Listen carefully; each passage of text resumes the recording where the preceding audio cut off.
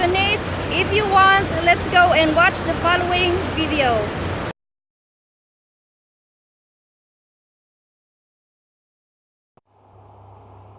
So this is how they read their time in Cantonese. So we are holding the sample clock. It's already 1 o'clock here in our time. So this, they call this yatim,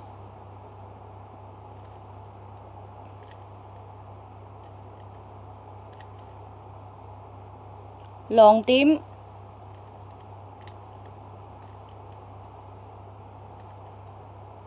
sam tim,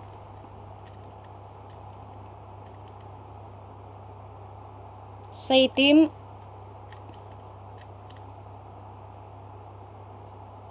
tim,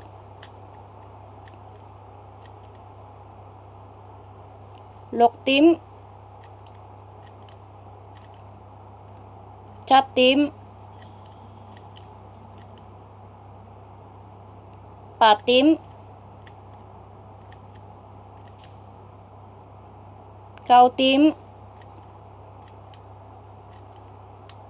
sap tim,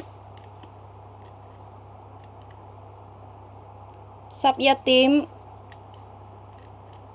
and sap itim, 12 o'clock.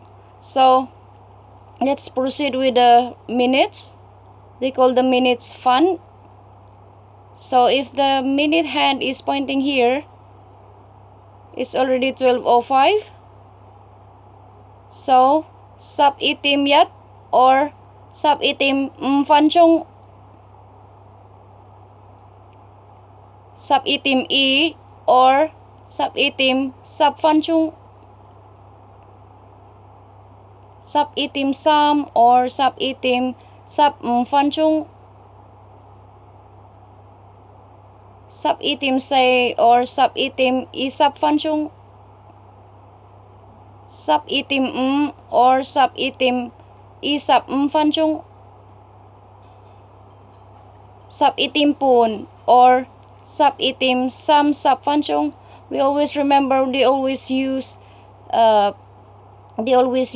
use the term pun when it's already half an hour. Okay, so mostly they use the word sap itim pun if it's the hand is pointing this side. Okay, so 12:30 is sap itim pun,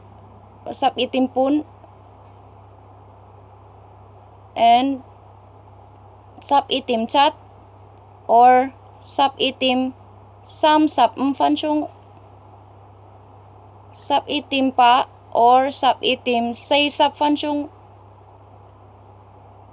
sap itim cow or sap itim say sap fanchong,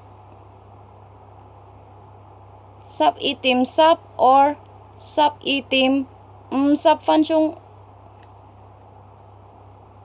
sap itim sap yat or sap itim sap fanchong, and 1 o'clock yatim.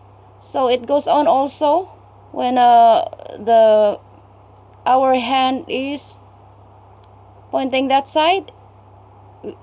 We follow also how they say the minutes when that we used at the 12 o'clock. So 1 o'clock and 5 minutes, 1:05 yatim fanchong or yatim yat.